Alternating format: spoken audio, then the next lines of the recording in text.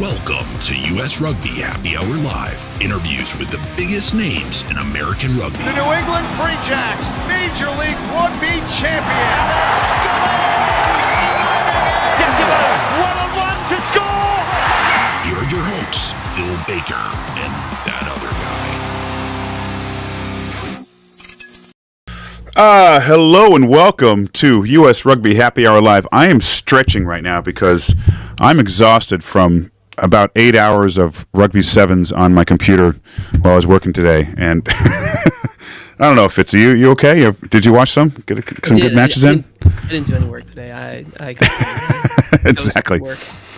It's like March Madness, no one works during that time. So this is Olympics. I get excited about Olympics. I love the Olympics. I've been to a number of the games, worked a couple over the years. I think they're fantastic. Have you ever been to some games? Not yet, but I plan to. LA coming up. I've got my eye on that one. Yeah, that's a little easier for us to get to, right? Paris a little harder. But yeah, I'm excited about it. I mean, unfortunately, I believe I heard about why they're starting rugby early and soccer prior to the opening games, which seems a little odd to me. It seems a little off. Hopefully the players get the same thing out of the opening games because that's so exciting, get everyone out there. You could be in the Rugby Sevens competition and lose in your pool play. Yeah, before the opening ceremony start. You're going to be waving a flag like, well, I'm already leaving tomorrow. So. Oh, it's too bad for Uruguay. I mean, I hope so. I mean, hold on. I don't mean hope for them. I mean, hope you know what I'm saying. I hope. Crush Uruguay. Crush them. Crush them. Another thing before we get to our guest, Fitzy, we never put a bet down for the Free Jacks Old Glory game. Well, that's why Old Glory didn't win, is because I didn't have a bet on it. Yeah. Yeah. I'm still. Oh, well. I know. That was a great match, though. I mean, it really was a good match. And I texted you during the match because from my angle of the stands, there was something clearly offsides in my mind. But I'm one of the other 3,000 referees in the crowd, so what do I know? But it was a fantastic match. I talked to a few of the guys after the game, Jama, a few of the other guys, and they're obviously disappointed, but they were just like soaking wet. They worked so hard for that match, and you could just tell the disappointment in their eyes. But they also said, hey, we're here next year, build and get further this time. Yep. So we're going to get there, and we're going to talk more about that with our guests here in a few minutes, actually later in the show. But first, we're going to talk about something else a little sooner than that. But just real quick, listeners tuning in live, or if you listen to the podcast, please give us a follow on the podcast, or on YouTube, or on Facebook, or LinkedIn, or even TikTok. Follow, and subscribe to this show, to U.S. Rugby Happy Hour Live. And also follow us on social media at Eagles Overseas and at Rugby Morning. It does the world good and makes me and Fitzy feel better when we get likes and follows. Yes, I feel good about myself when that happens. All right, with that said, let's go to our guest tonight. We have a big one this time. He's been on the show before. I think this is the first time he's been on via visuals. I think before it's been mostly, I could be wrong. I think you're right. But I think it's always been sound with him. But he is a guy you hear. I mean, obviously we see him also doing announcing and sideline reporting, that kind of thing. But you totally hear his voice more and more. So let's get to him. He's a man who is also very sad not to have his picture taken with Snoop Dogg. Let's welcome Dallen Stanford. How are you, Dallen? Great, thanks, guys. Appreciate that. I thought I'd dress in a colourful tsunami outfit for you all, Nice. I got my USA. This is a Perry Baker shirt, so I got that going. Fitzy's wearing his fatigues, I think. I don't know. You camouflage really well. Yes. But, I was blown away by the Snoop Dogg photos. I don't know if you can see this there, Dallen. So there's some of the women's sevens teams with Snoop Dogg, and some of the men out there with him. But our crack team of graphics guys did find a photo of you with Snoop Dogg. It's not perfect, but that's totally you. That's brilliant. That's well done. Well done. Yes. Whose body is that? Is that Alona Ma's body? It is hers, yes. I'll take it. Bill, I'll tell you a quick story about Alona Ma. So I was at doing sideline MLR at the San Diego game, and she was there watching. And afterwards, we're all done. We're walking, back to the parking lot. And, she says to me, do you want me to walk you to your car? And I said, yes, thanks very much. It'll be a lot safer that way. So, no one bothered me on the way back. Yes, I would take that walk myself, too. Before we get into what's happened today, Dallen, obviously you've been watching rugby all day, but just for our listeners, our live listeners right now, if you want to leave a comment or question for Dallen, myself, or Fitzy, you can do so on the Facebook and YouTube feeds. Please do so. We love it. I know that a few people tuning in or coming in soon that are really looking forward to this interview or conversation, in the podcast later. So, Dallen, let's do it. It's been a long day. Men's opening round or opening day of rugby in the Olympics in Paris. I didn't watch the earlier matches before USA France, but tuning into that match prior to kickoff, 69,000 fans, give or take, at that point in Stade de France. I mean, how exciting is that for you? And you've been around games like this. That's a lot of fans. That is. So actually, my most favorite moment commentating is that stadium, Rugby World Cup last year. Got a chance to commentate South Africa against Ireland, that big pool game in which Ireland won. It was the dream come true to be at that game, but even to be a part of it in a commentary booth. Yeah. Packed house. It's so loud. It's unbelievable. The fact that the USA had to play France, and we're going to get to it now, first up, is ridiculous because you saw the flags waving. It's worth about 10 points, that home ground advantage. It really is. Yeah, I mean, when the draw came out and we saw that U.S. was grouped up with France, and of course, everyone's following the excitement of, Antoine Dupont, who's playing out of his mind right now, right? 15s or 7s.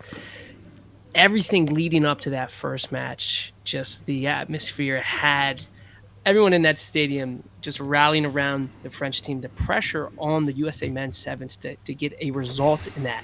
And now we'll get into like the outcome and the strategy behind going for the draw. But I mean, put yourself in their shoes for a second. When you hear that crowd, typically. So long question, but I'm getting to it. You watch some of those HSBC 7 series, right? And the first couple of games in pool play, the stadiums, it's early in the morning. The stadium's kind of filling in. You can kind of ease your way into the tournament. You couldn't in this one, right? It was USA had to get some type of result. They had to get points here. What if you're the coach? If you're Mike Friday, what are you telling the guys? Dallen, you've been in that situation before, playing at a high level. What do you tell the players that have been in that stadium?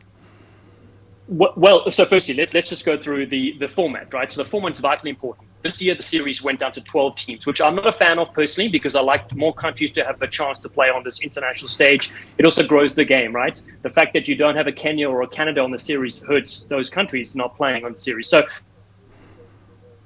the fact that it's 12 teams means it's more intense, obviously, particularly in the men's series where you've got 6 or 8 teams that could win the tournament at any tournament, which is pretty mental. So from that point, the 12 sides, every single game is like a knockout game in many ways. You can afford to drop one game and get through. If you are able to tie a game, which you can never plan for that, right? It just happens.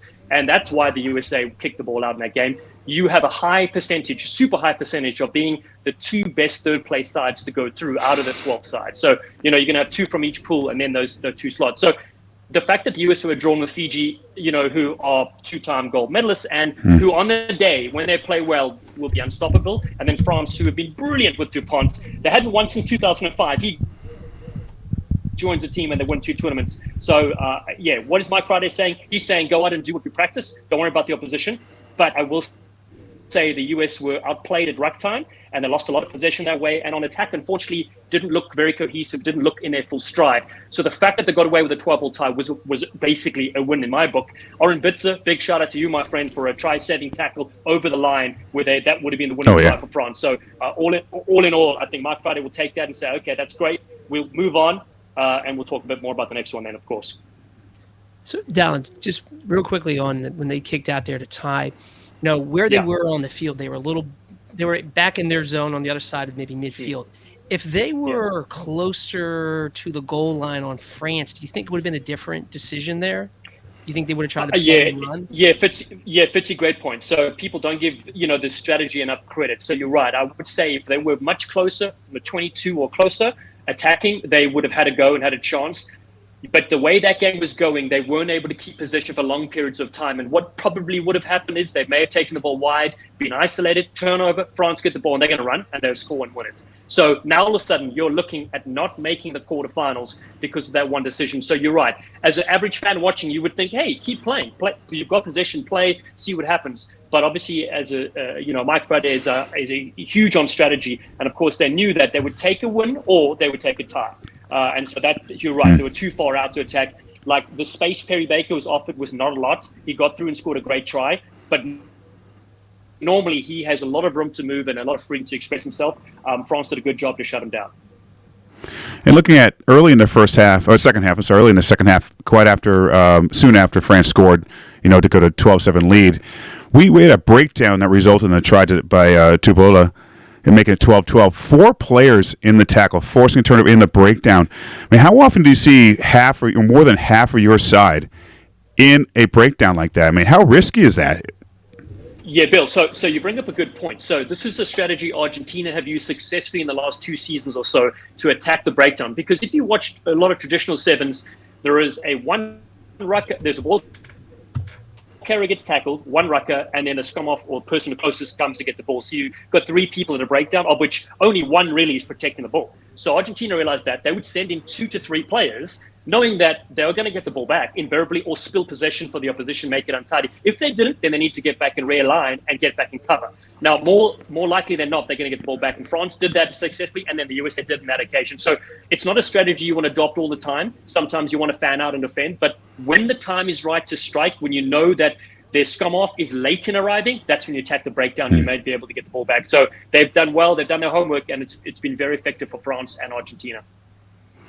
And let's speak about one specific player for now. Lucas Lecamp had a phenomenal match against France. Had a decent time against Fiji also, but that France match, a great early try-saving tackle, just covering a lot of territory to get that tackle, and then soon after scoring his own try. Talk about the impact of a guy like Lucas in this tournament. Yeah, Lucas is just a wonderful prospect, and I'm so happy to see him shine on this big stage. I was watching with my wife the game, and she's like, "Who's that young kid?" I was like, "He's from UCLA. He's come to the college system. His father played for Hong Kong at the national side in sevens, so he's always been going to that event. Wonderful kid. He's got just a great work rate. He obviously is lightning, and so he never gives up. A play like that is guaranteed to do most things well. And you want to give a young kid like that freedom to say, have a go. If it doesn't work out, it doesn't matter. And he's stepping up big time. And he has, right? When he debuted, you almost feel like these young kids, when they come through, they're going to be too starstruck, right? In that there's a Jerry Tua in the field or whoever it is, and they're playing in front of 70,000, but not a guy like Lucas Lecamp. So I'm a big believer in getting younger players into the system earlier so they can feel that pressure. And those that excel, these are ones to keep for the future. And he's one of those bright spots. You talk about bright spots, you talk about big moments in the game.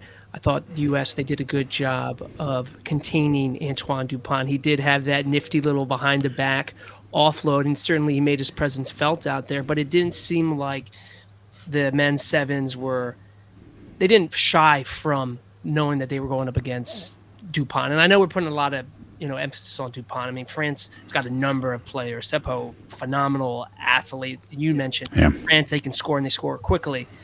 I thought another player who had a phenomenal game, you talk about big try-saving tackles, Orn Bizer, another young kid who had a phenomenal game. I mean, what does that say about this squad where you've got some veteran leadership? This is probably their last, they're cycling off here. You got some of these younger guys coming up. What does it say about maybe the strength of this program that you can pull these younger guys up and they can step up to the world stage like that? Yeah, it's really, I've been a big fan of Mike Friday since he took over the US program.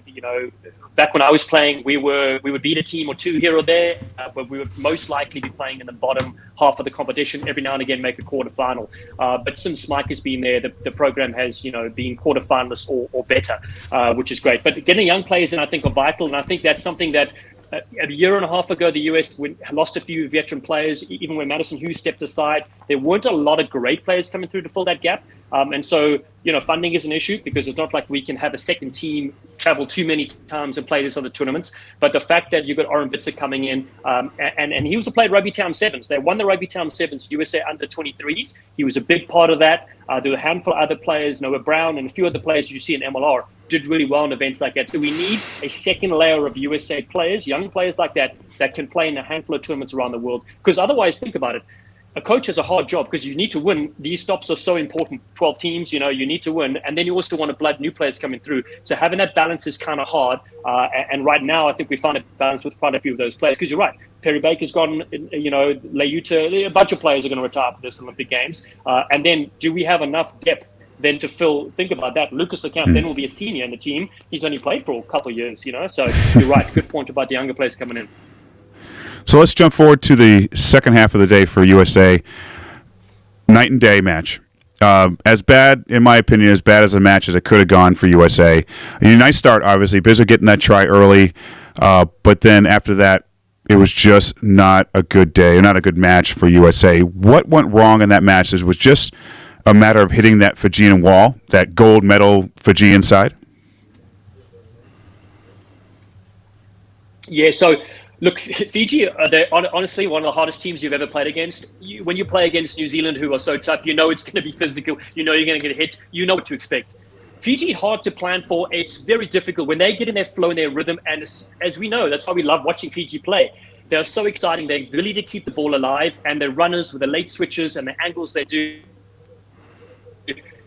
If you concede a few early tries and then you lose a few of your own momentum carries and all of a sudden you're down 21-0, good luck to you, right? Because Fiji is a team that will just then turn it up another notch, which they did against the USA. So honestly, we'll just wipe that game from the memory and go to the next game, very important game, because let's be fair, Fiji are world class when they're on fire. And again, this season they proved they weren't on fire all the time. They never won a series stop, which is unheard of for Fiji rugby. So this is what they did at the World Cup Sevens. They came up and they won the tournament. They stormed everybody, and I feel like they're a team now, judging by that performance and the one earlier today, that they are obviously going to be very tough to beat in the knockout rounds. I felt, Dallen, some of the players, like I mentioned Lucas a second ago, I felt maybe they were overwhelmed in that match against Fiji because it was maybe one particular play where Lucas covered the player on the outside who was already covered, which resulted in the pass back inside, and no one was covering that player. Could that be the case? I mean, could it have been like, well, this team is just moving too much. We're just a little overwhelmed, and we can't catch up? Well, what's tricky about that is you play against, most of these players play against each other all the time, so they're quite familiar entities. I think the occasion itself, potentially, because, as you said, being the Olympics again, and when you are a little bit behind on the scoreboard or things aren't going your way, you try to do a bit extra, and that's when things kind of fall apart sometimes. You didn't hear somebody saying, I've got this player, so you double mark somebody, there's a ball back on the inside. So that's what I mean when things start going wrong and they start exploding. You're right, it's hard to claw your way back into it, particularly if you don't get a bit of bounce on your side as well. USA got no favors in that game, and so you're right, it was pretty tough. Now, if you're a Fiji fan, of course, welcome back, right? Because they haven't had a great series on the past stops this year, and of course, there's so many brilliant Fijian fans around the world. I'm happy for them and their country as they go through. But again, as we said, USA have another brilliant opportunity against Uruguay coming up. Yeah, we're gonna get to what tomorrow looks like in just a second here. One final question here on Fiji, and as I was watching it, and there's no such thing as a quick fix, but it seemed like the restarts were an issue for the U.S. both in defense and just when we were kicking off, right? And that to me seemed like an area of strength for us in the past, where we've been able to, it's almost like a jump ball in basketball, and our guys be able to just out jump everyone and tip the ball back, or at least on defense, be able to cover when they are able to get the ball. And it seemed like there was some breakdown there. I'm sure, Mike Friday is going to hone in on that, and something that'll it'll have to be tightened up against Uruguay, right? And just moving forward, hopefully to the quarterfinals. But I guess, Dallen, from your point of view, what kind of tweaks can one make in less than, say, 24 hours? Knowing you got a big match coming up, is it? Yeah, there are tweaks, absolutely. So after you're done, you have your ice bath, you have your recovery, you kind of switch off from the game for a second, and then later that evening you're going to do your film review. So you're going to watch your portions again. Mike Friday's going to be like, okay, do you see the setup? Let's be fair. Fiji, when they kick off and they jump up, they can get anybody in the air almost. Maybe Perry Baker can get high, and then they bat it back. So that's hard to kind of navigate. But generally, when you're playing a more predictive team, you're right. They'll look at the angles and say, hey, listen, we missed our mark here. We either overran or didn't have the right angle. Maybe the kick wasn't great. All those things need to be considered. And yes, this is why sevens are so fascinating. Tomorrow, the USA could come back, and let's say they had to play Fiji again. They could beat them.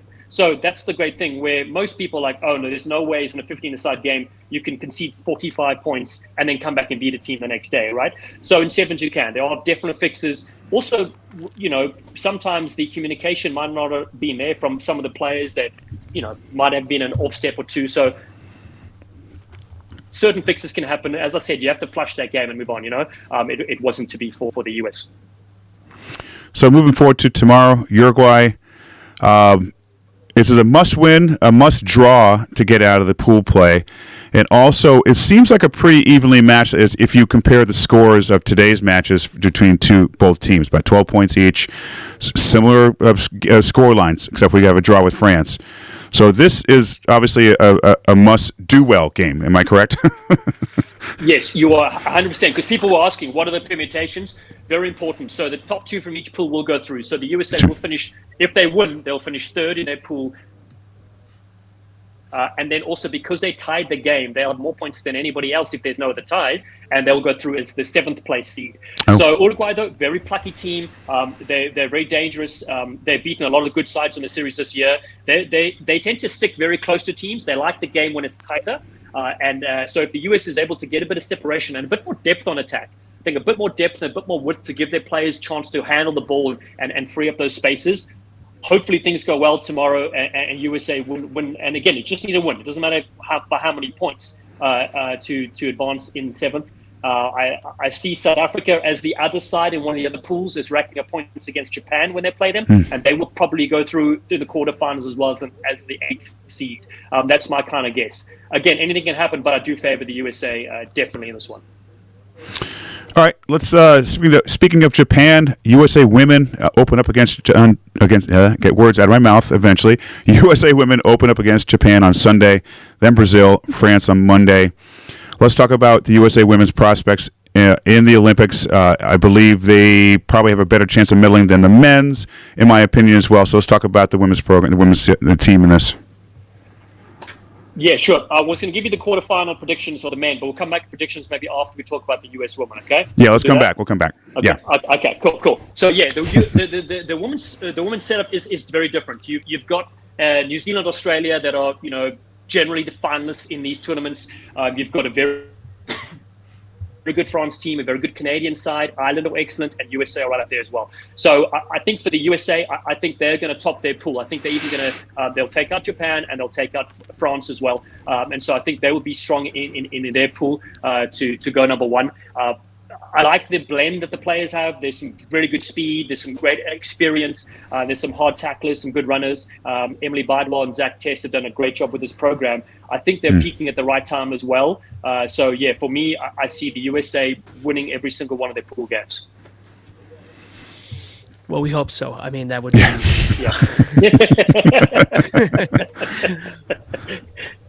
that would certainly be amazing. And look, again, Bill brought it up earlier. It's crazy that, and I get it, that the men's sevens competition starts before the opening ceremonies. Like it's wild that if you play rugby 7 and you're a guy, and your competition could be over before the opening ceremony begins. But anyway, so at least the women's competition will officially start after the opening ceremony. So for whomever is not watching the Olympics yet, they see the opening ceremony, they can be like, oh, okay, great, we can watch sevens. All right. Questions coming in here soon. I mean, so the USA women, they did pretty well on the 7 series this year. I think the last two, I don't know if they struggled necessarily or they were trying new combinations. That's all behind them, right? Like, they are certainly a top 4, top 3 side on the women's side.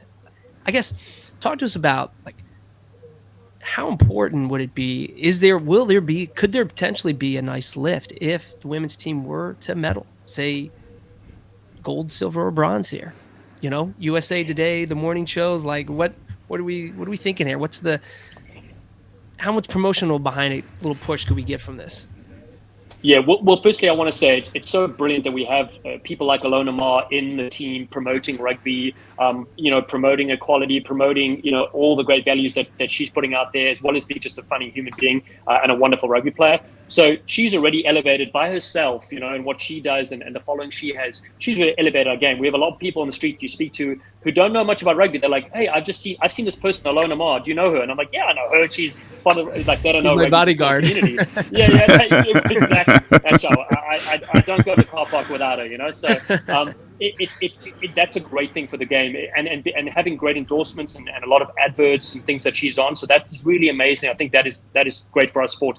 But we talk about a medal, and when I was playing, for the USA, we didn't have the allure of the Olympics. We had World Cup sevens and things like that, and that was big for the sport. And a lot of people I would speak to since emigrating to the USA, they didn't know much about rugby. And when I asked them about the Olympic Games in 2016, they were like, "Wow, I hear rugby's in the game. I'm going to watch it." And then, of course, afterwards, like, "Oh, we didn't win." Talking about USA didn't win gold in both, right?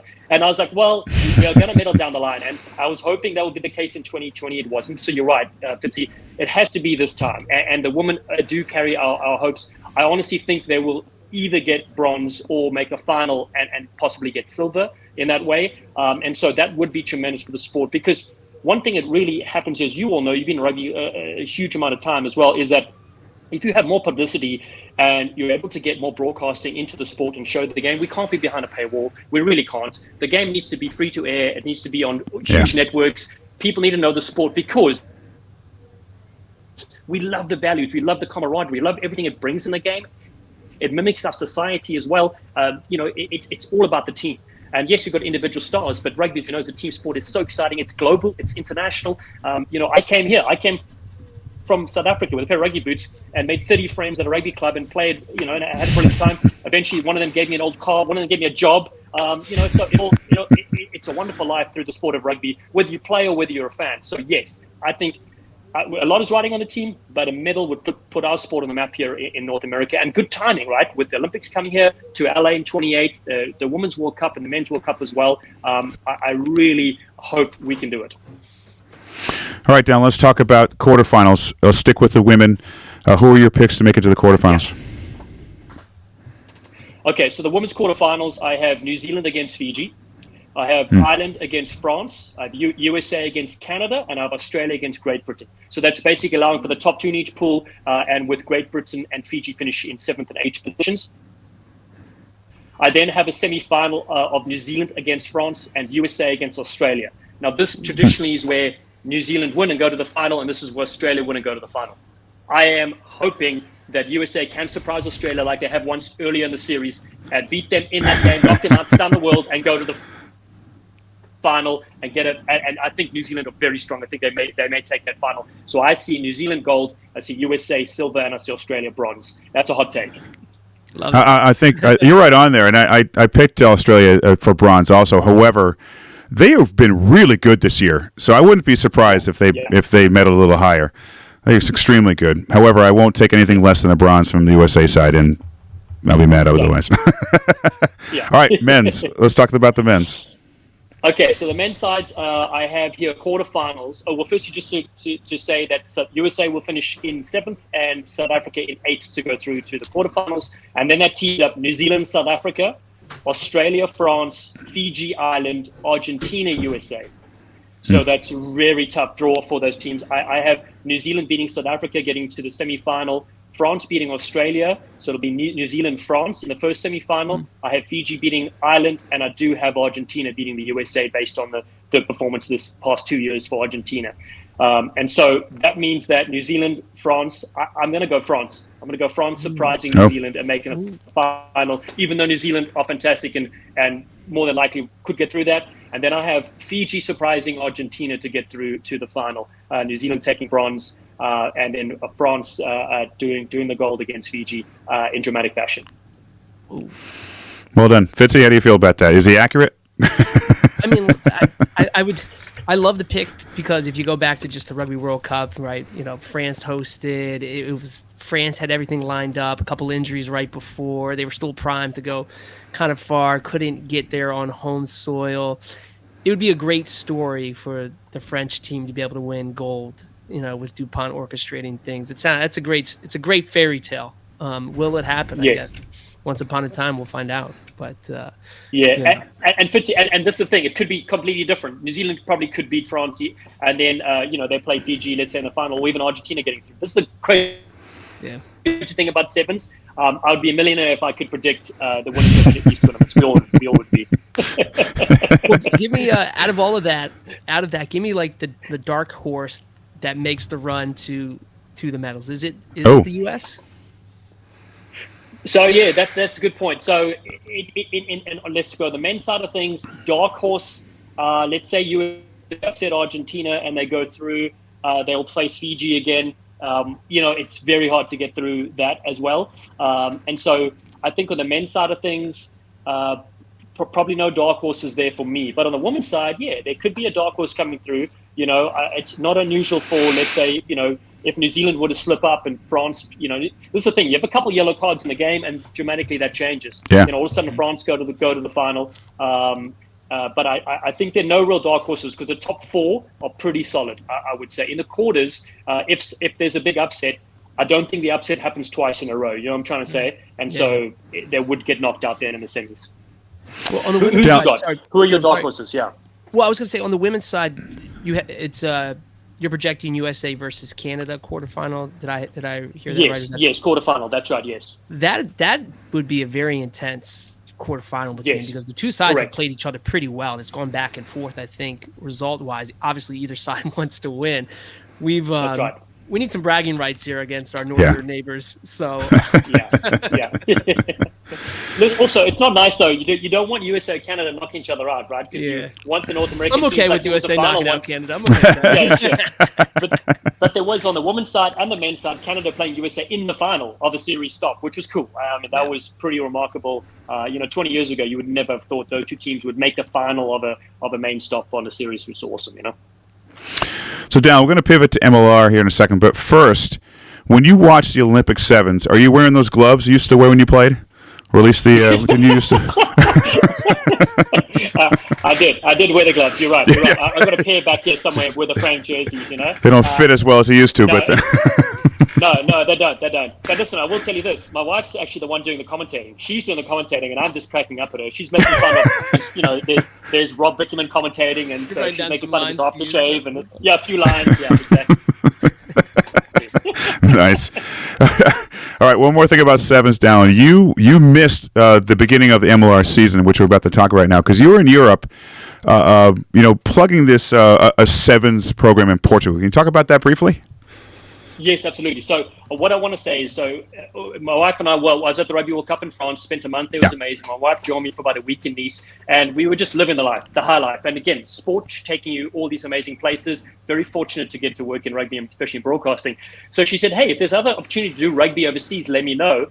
And out of nowhere, people in England called the Egg Chaser Sevens reached out to me and said, Dallen, next year, do you want to come and commentate in England? I said, sure. And then there's people from the Algarve Sevens in Portugal reached out and did the same thing. So we built a month trip where we got to go to 5 different countries. And in between, I called some remote games for Super Rugby Americas. But then, ended up in Algarve. And so it's a wonderful tournament. I'm going back again next year. Beautiful beaches, great vibes. And by the way, any men's or women's teams, elite or social, from North America that want to go, come join me, message me. I'll hook you up. Discounted rate. Well, you also need Fitzy and I to do maybe some color commentary. Fitzy color, I'll be on the sidelines. I can hold a tag really well. I can run numbers, stats real easily. Yeah. Bill, what are you doing on the sideline? Are you just watching, or are you doing your sideline interviews? I mean, we've got to put you to work. Bill's drinking. Oh, sorry. Yes, I'll do some interviews. Yes. I have a drink in one hand. Hey, come here. The lifestyle that was the Buffalo as well, by the way. Yes. All right, let's move forward. Major League Rugby playoffs began last weekend. Round 1, Dallen, I'm going to let you choose which match you want to talk about first. New England over DC, Chicago over NOLA, Seattle over San Diego, and Dallas over Houston. I would choose Dallas over Houston, but who do you want to talk about first? I honestly, that was the game of the year. Yeah. Dallas Houston. Let's go there first. Yeah. All right, Dallas-Houston. Dallas 6-10 regular season. No reason to beat Houston. How did this happen? I mean, when I say no reason, they're a good team. But record-wise, going into the season, Houston number 1. Dallas made the playoffs. How did that happen? What did Dallas do so well? Okay, so a couple things at play here. Number one, let's talk about Houston first. What didn't they do? Yeah. First of all, because normally they're a powerhouse side. They get you on the back foot the whole time. They're powerful forwards, great creative backs. They just keep coming at you. It's just relentless for 80 minutes. Well, for some reason, they ran out of gas early on, minute 50 or even earlier. They then forced things and just didn't look themselves. They didn't look like they had a plan, particularly in the second half. Yeah. That surprised me. That really surprised me. I chatted to a couple of people afterwards, and some people hinted saying maybe they went too hard in the week leading up to it. I'm not sure that the full reason there, because they're at home as well, by the way, and that normally gives you a boost and gives you a lift. So that's on the Houston side. On the Dallas side, what they did well is they played, they're very risk adverse, so they're not scared to have a go. They're running from their own line. They're kicking off the top. They're chasing. They're putting in 110% the whole time. Honestly, one of my favorite teams to watch this year, because they weren't afraid to throw the ball around. They don't have to play structured rugby to be a good team. And the English Premiership, when they had a champion, I think 2 years ago, similar style, just throwing the ball around, being creative, playing what's in front of you. And I think that's important. Sometimes when we play, particularly in 15s, we get a bit too structured.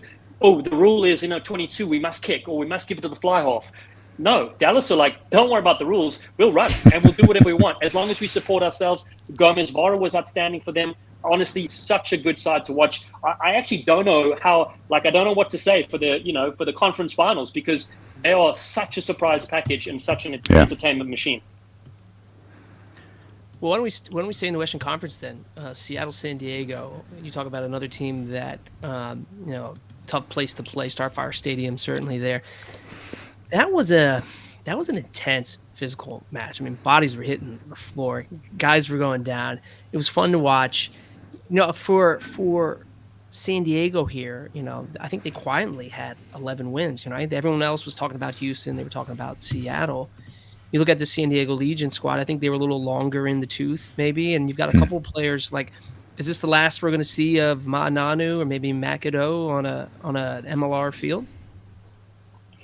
Yeah, so I did that game. I covered that game sideline, and I've done a lot of the I think about 4 or 5 of the San Diego games in Snapdragon Stadium.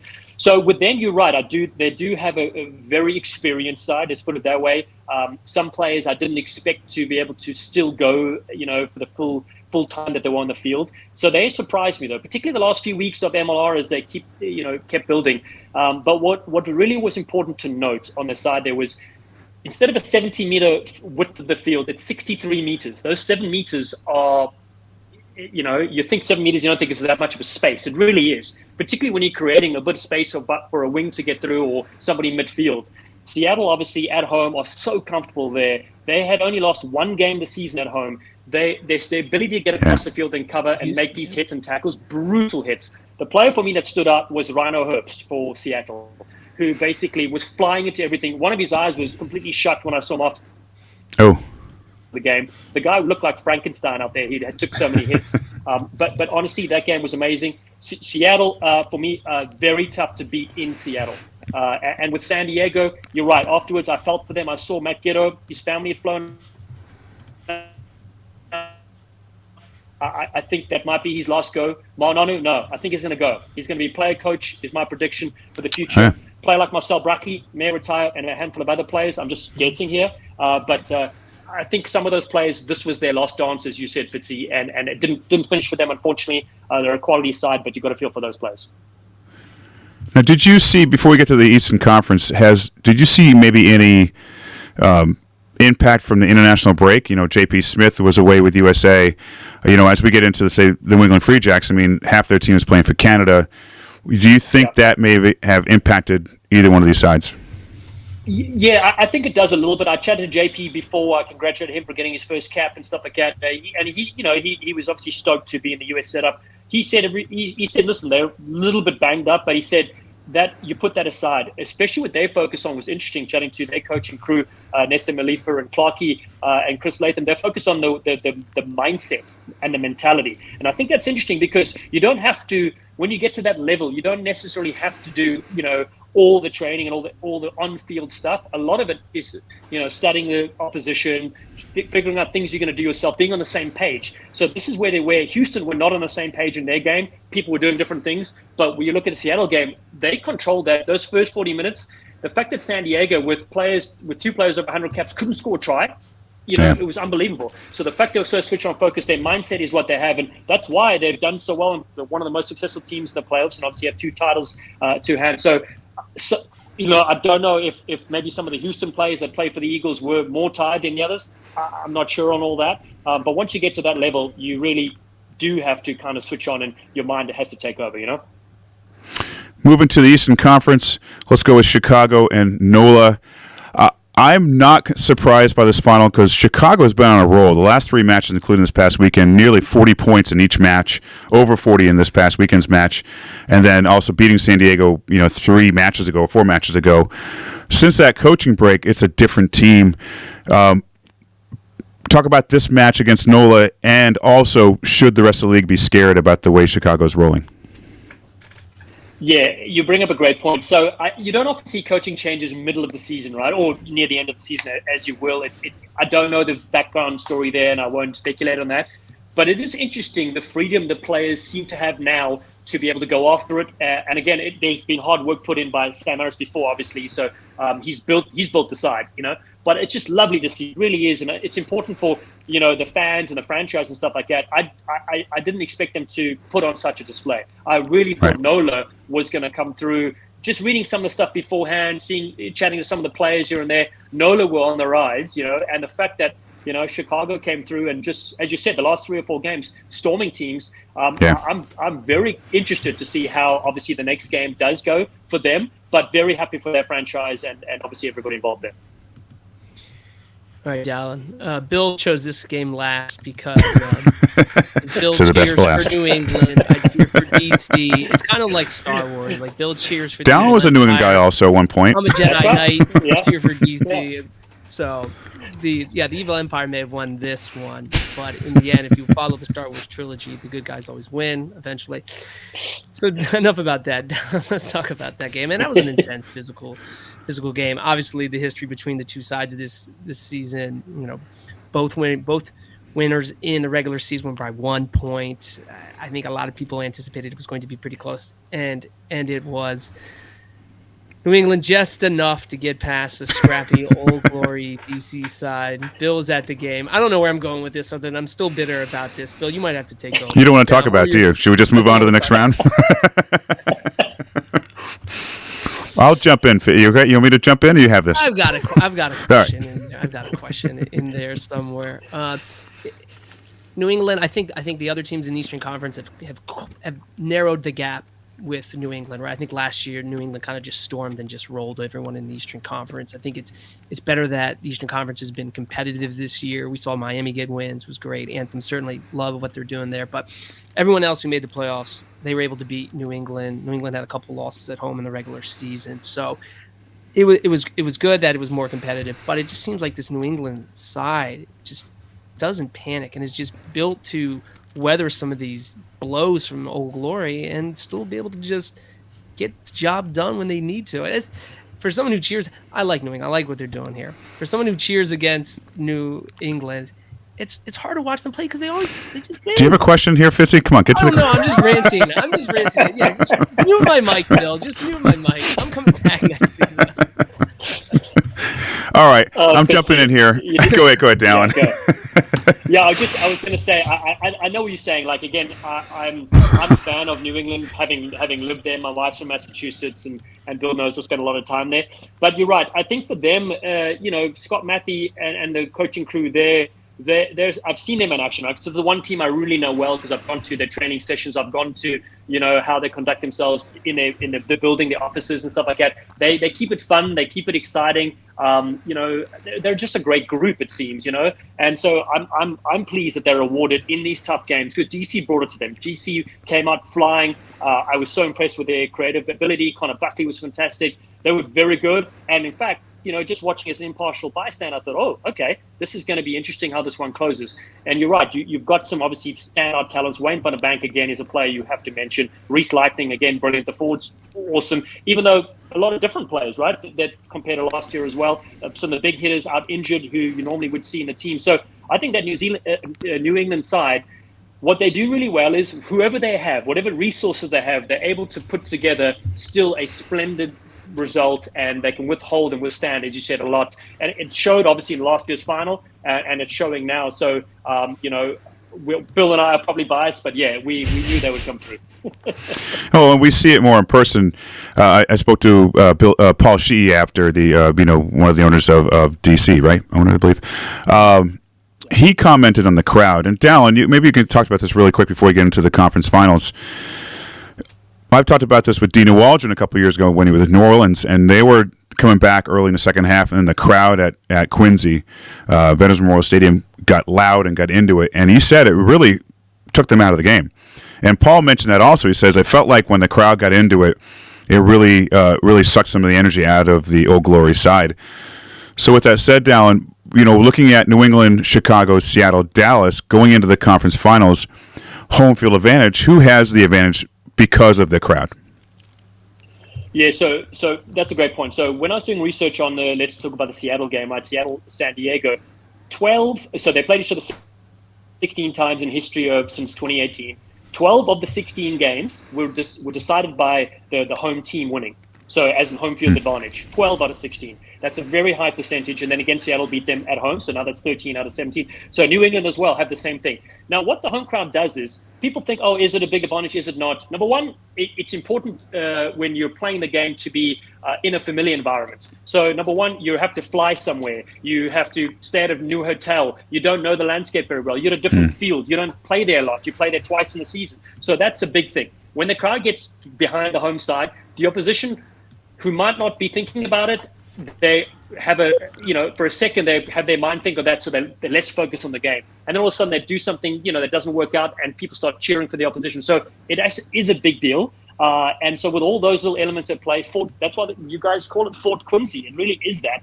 It's very tough to play there. It's very tough to play at Seattle. So for any team to get a win, it would take a remarkable encounter, which is probably why I'm probably going to back the two home sides in their home grounds. With Dallas, anything can happen, but I still, if I had that $1 million that I won in the sevens, because I was very good at betting, I'd put it on New England and Seattle. All right, real quick, and Fitz, I'm going to have you jump in a second. I brought two good friends from Dublin to the match this past weekend. They've never been to an MLR match yet.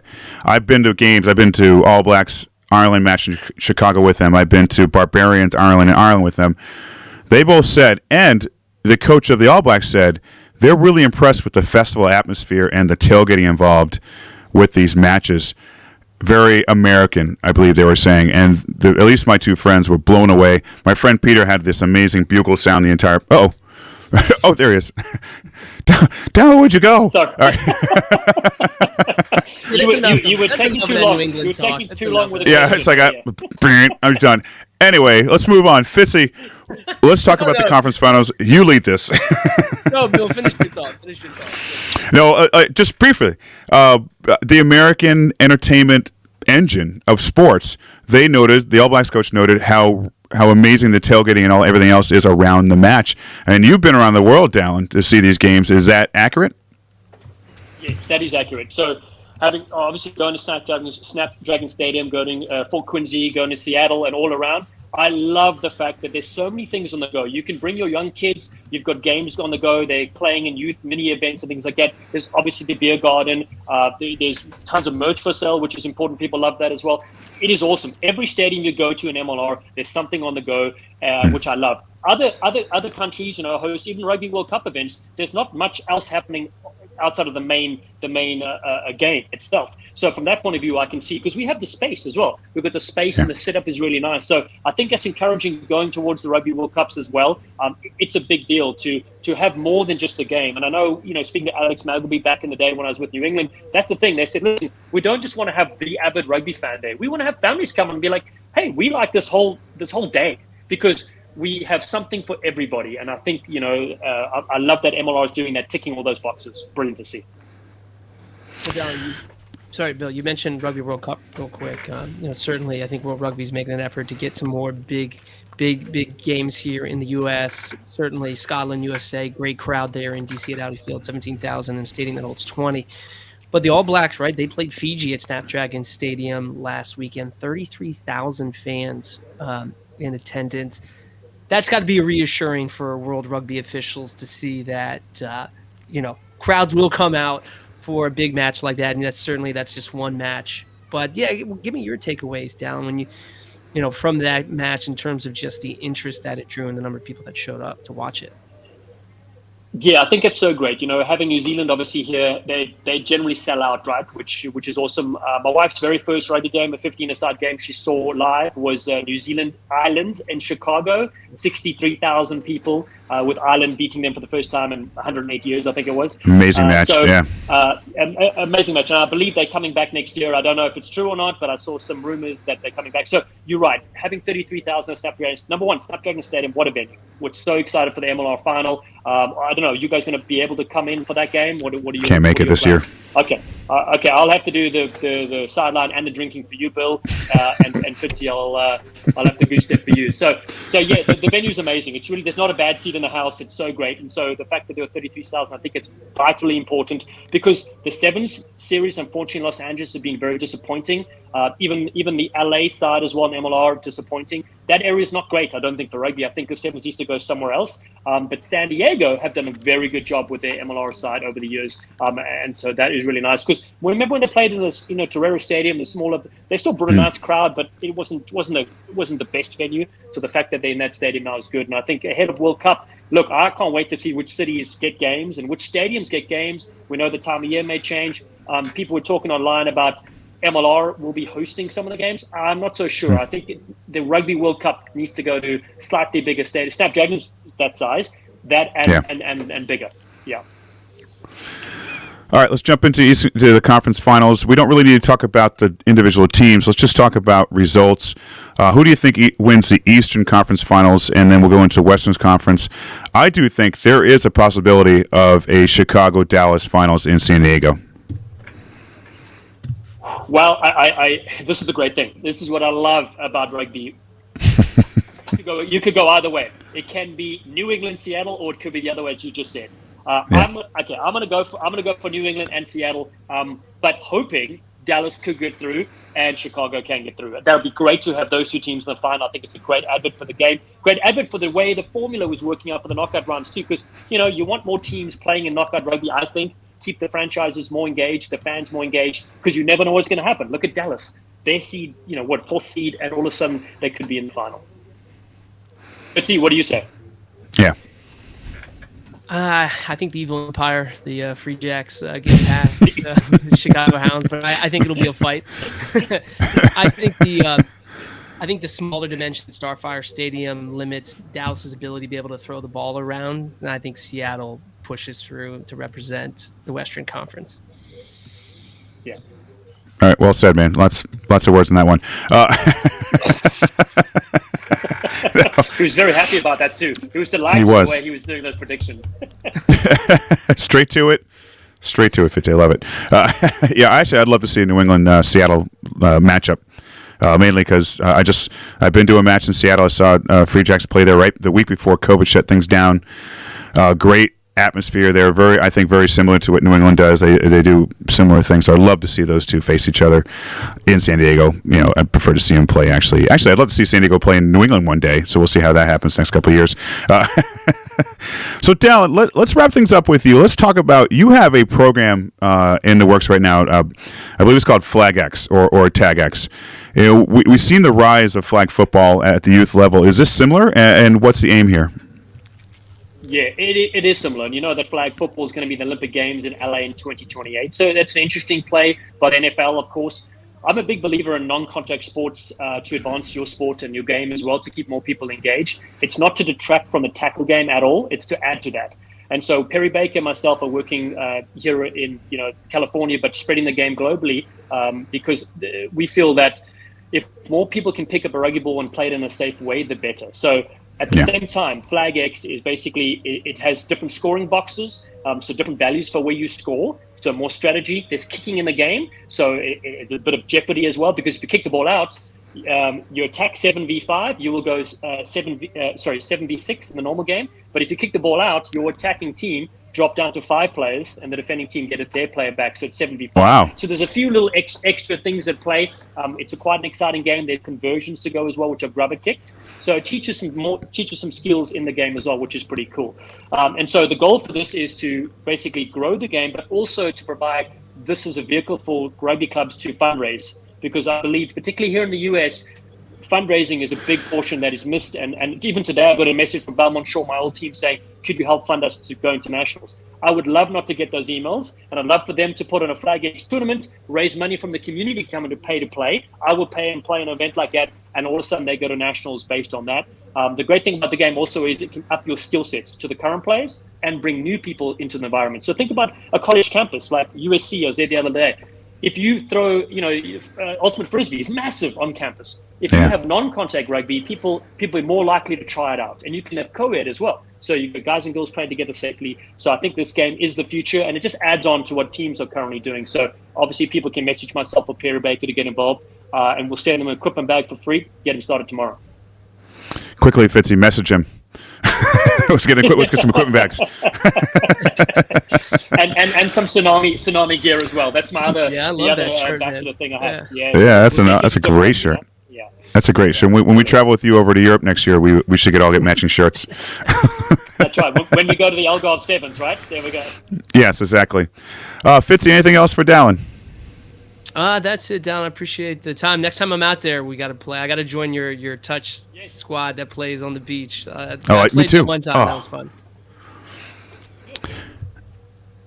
It was great. I mean, I was so impressed with a couple of your goose steps and no-look passes. It was really good. Even though the ball hit the ground, it was okay. Play on. It's okay. And lastly, Dallen, where can we find you this weekend?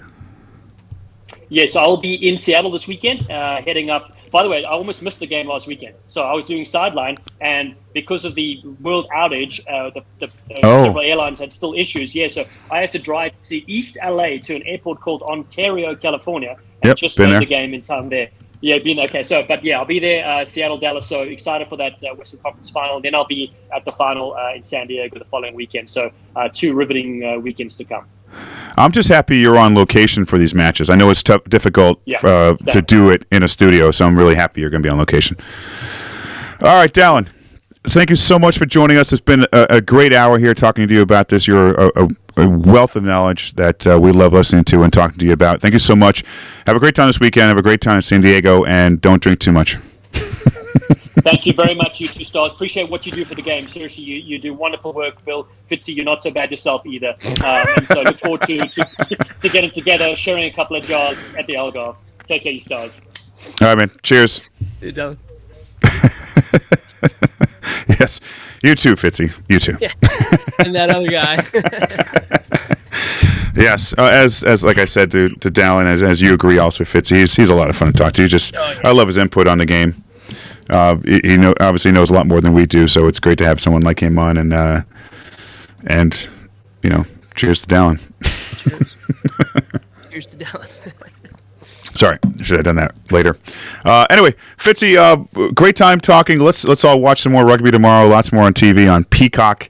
USA faces Uruguay, I believe, at 9:30 tomorrow morning. Is that accurate? East Coast time, I think it is. I want to say. Sure, why not? So 9:30, 9 o'clock, 9 a.m. Eastern time. Uruguay on Peacock, and then the women's team start playing on Sunday. But prior to that, we've got New England Free Jacks versus Chicago at 1 o'clock on Saturday, and that's on FS1. And then on Sunday will be the other matchup, Seattle and Dallas. I believe it's on 4 o'clock Eastern time when they play on FS1 too. So it's great to see them on FS1. Listeners, give us a follow if you don't mind, please. If we want to beg, we will definitely beg. And actually, listeners, if you follow us and you text Dallen, he will send you a kit, a Flag X kit, and you tell him we said so. I don't know where I'm going with this. Anyway. Thank you all so much for tuning in. Stand by for guest announcement coming up early next week for next Wednesday's show. We definitely will be talking more MLR, Olympic rugby, and more.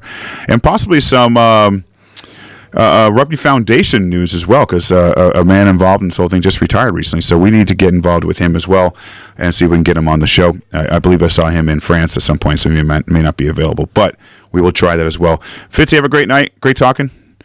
Cheers. Good work, man. Cheers.